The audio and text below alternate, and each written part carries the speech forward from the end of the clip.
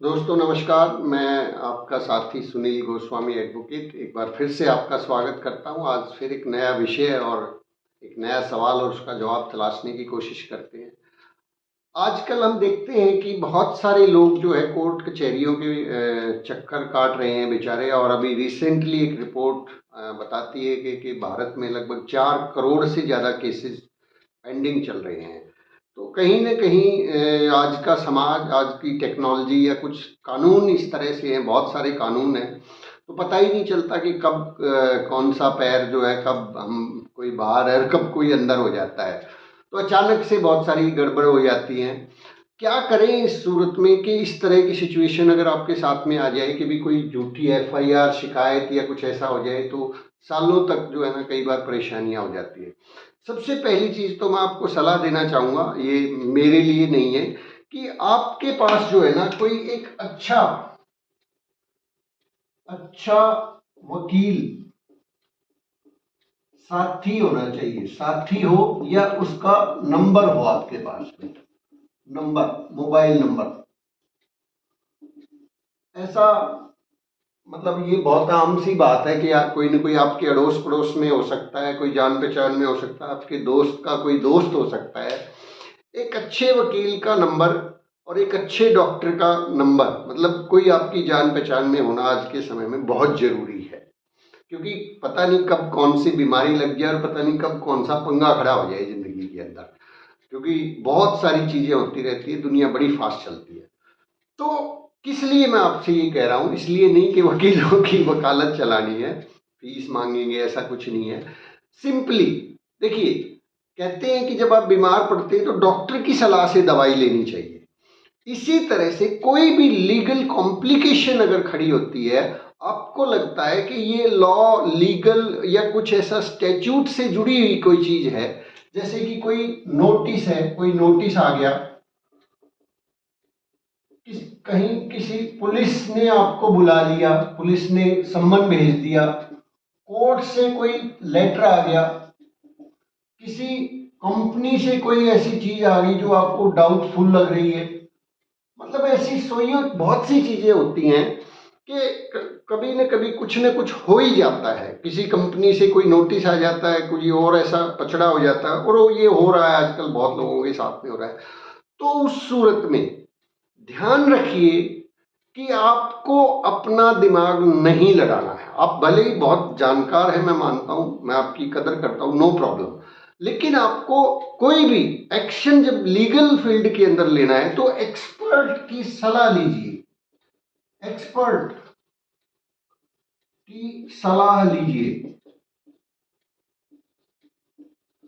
दवाइयां तो केमिस्ट को भी पता है, दवाइयां तो बहुत सी मुझे भी पता है, आपको भी पता है। तो क्या उन दवाइयों से हम ठीक हो जाते हैं? हम बिगाड़ लेते हैं अपनी तबीयत को, बहुत मामलों में केसेस बिगड़ जाते हैं। ऐसे ही कुछ भी लीगल चीज ऐसी खड़ी हो जाती है, कुछ ऐसा मसला खड़ा हो जाता है, तो अपने जानकार नजदीकी किसी एडवोकेट का नंबर हो, उससे उनसे मिलने की नौबत हो तो मिल लीजिए, कोई बात नहीं है। अगर आपको कंसल्टेंसी फीस देनी पड़ रही है थोड़ी बहुत, कई बार मैंने देखा है लोग जो है ना सलाह ना लेके बहुत भारी नुकसान कर देते हैं। जब चीजें बिगड़ जाती है ना, फिर आते हैं जैसे डॉक्टर के पास, जब मरीज मरने को हो गया, फिर लेके आते हैं कि लो जी अब बचा लो इसको। भाई समय रहते आप लेके आते। तो ऐसे ही एडवोकेट के पास कब आते हैं लोग, जब कहते हैं ना गले तक फंस गई, अब तो बस करना ही पड़ेगा। वकील फीस देते हुए जो है ना फिर दिक्कत होती है। लगता है कि वकील तो ऐसे ही फ्री के पैसे ऐंठ लेगा अगर सलाह ली तो। देखिए, मानता हूँ हर फील्ड के अंदर कुछ सही और कुछ गलत भी होता है। कई जगहों पे अच्छे भी लोग होते हैं, कुछ बुरे भी। हम ये समाज है, हम सब समाज का हिस्सा है। लेकिन ऐसा नहीं हो सकता कि पूरा का पूरा समाज ही खराब हो। सबके सब लोग, सबके सब वकील, सब पुलिस वाले खराब हो, सब जज खराब हो, सब डॉक्टर, ऐसा नहीं हो सकता है।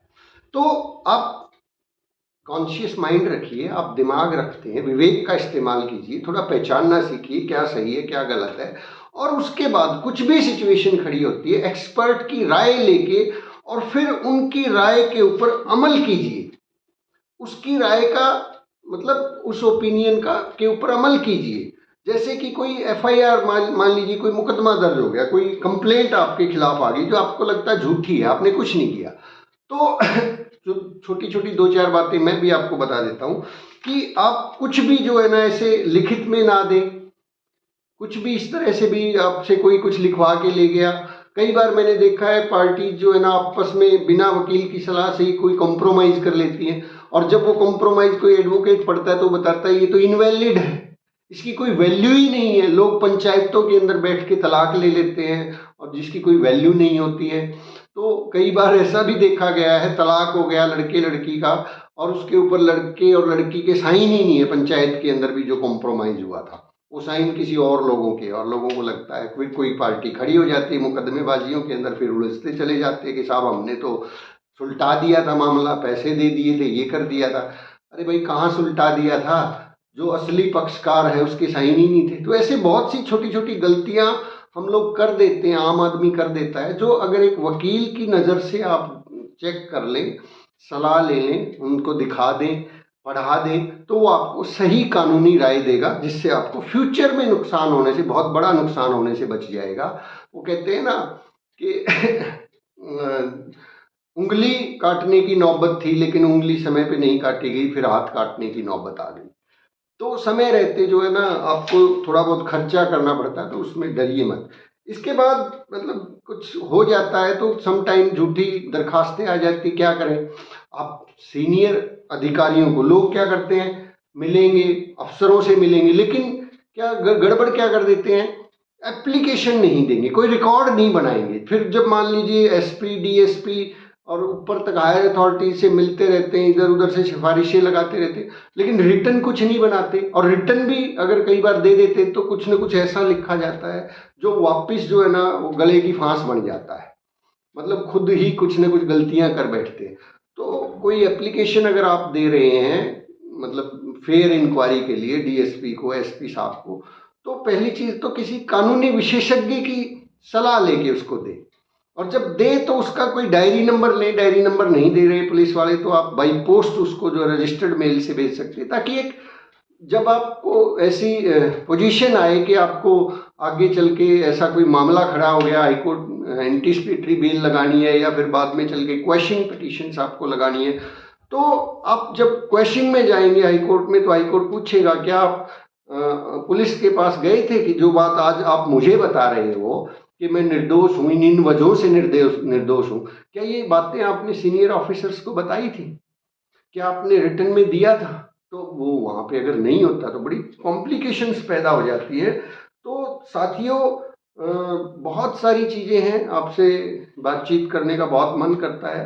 ध्यान रखिए, सजग रहिए, सतर्क रहिए और किसी न किसी अच्छे वकील के संपर्क में जरूर रहिए, ताकि आपको बहुत सारी लीगल कॉम्प्लिकेशन से बचाया जा सके। बहुत बहुत शुक्रिया, धन्यवाद। वीडियो को सब्सक्राइब, लाइक और शेयर वेयर कर दिया करो यारो। बहुत बहुत धन्यवाद।